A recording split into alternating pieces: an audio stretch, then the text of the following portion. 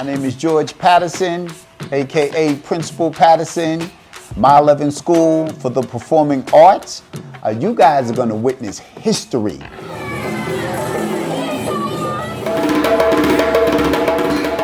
So a couple of months ago, we were fortunate enough to meet the people down at Yellow Brick. They brought a very interesting curriculum into our school called Sneaker Essentials. I loved it. It is what you call culturally relevant to the T.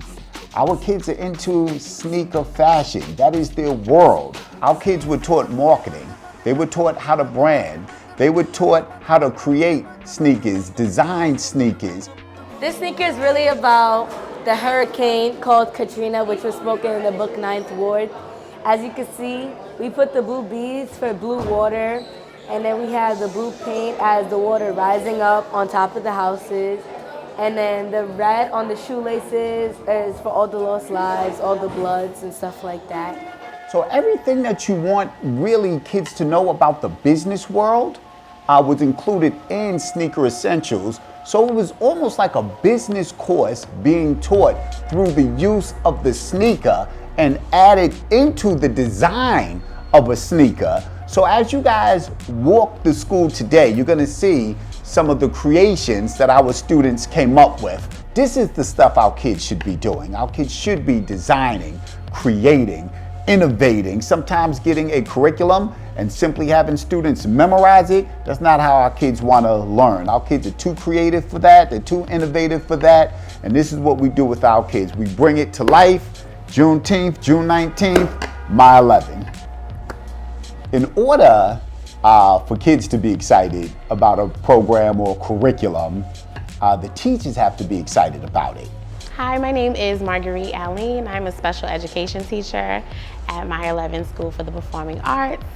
So we started the K-12 program in about March, and it was awesome. We were able to integrate it with our current curriculum. We started reading a book called The Ninth Ward in March, and then we figured since they had a lot of literary elements in it, and the sneaker curriculum is visual and it has the business components, that we would integrate the imagery from the book with the K-12 program. And it was awesome, especially since I teach special needs students. That visual aspect of the sneaker business and sneaker industry really caught their attention, and they really just took off with it. And it was awesome, and we cannot wait to start fresh in September. So in terms of the relationship between teacher and student, it removed the teacher from that role as the primary teacher, forced them the partnership.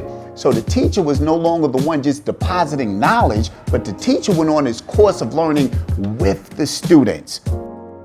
I mean, that's the thing that I really think this program excels at. It's just you're meeting the kids, something that they're already really interested in. And that's the key to teaching. If they don't like what they're doing, it doesn't matter. And they need to have a relationship with the teacher, but more the material. And if you're not showing them things that they're invested in or interested in, then you're not going to get results. So I think that's part of why it was successful. You suspend a child, right, from a cold and impersonal place. You know what they say? I didn't want to be there in the first place, right? But when they have things that they can grab onto, you say, you ain't going to be able to be in that dance program. You're not going to be able to be in that drama program. Then what ends up happening is they say, oh no, I'm going to behave now because I don't want to miss out on the things that are happening. So this is the power of bringing culture, our culture, into the school.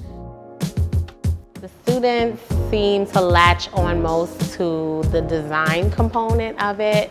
We call this the storm because it represents Katrina. This is the eye of the storm right here, and her house was flooded. And some of the graphics in the book, like the different type of sneakers, the running sneaker and all of that, they never saw it from that perspective before. My groups did wealth and knowledge of self. So for the wealth stuff, one wanted to do a whole thing on Nicki Minaj, and this whole program is about meeting the kids where they are. One of my favorites, the shoe's really simple, it's all red and black, and it's called the Lost Prosperity 11s. And so they wrote, we wanted our shoe to represent the lost wealth from African Americans over the course of American history. We made the shoe bright red to match the blood of the slaves who put in centuries of labor with no benefit or profit, and the wealth gap is continued today. So we address all of the history, which is a lot of it is negative, but we try to do it in a positive, celebratory time. These sneakers were kind of, even though the red might represent blood or whatever, it's a really positive thing. So I think they saw this as a positive. So we use that to kind of transition. Well, what has been the history of this sneaker culture? Why has it blown up the way it is? How can we get in on not just the consumer part of it, but how can we begin to teach our students to kind of get in on that other side, that business side of it? So as we rolled out this sneaker culture and we bridged it with history, part of our history is Black ownership, whether it comes to hair care products, whether it comes to the clothing items. So we want to make sure that we're not just always consumers, that we eventually will begin to continue to brand off and be the ones who create and design and manufacture sneakers so that we can keep hold of our culture and begin to financially and economically empower ourselves when it comes to business opportunity. The teachers are well aware of the curriculum. They know how to institute the curriculum. They know what needs to be taught, what videos needs to be shown, what needs to be created. And the students are at the point now where they can take it to their next stages of development. So come next year, Sneaker Essentials, baby, Meyer Levin.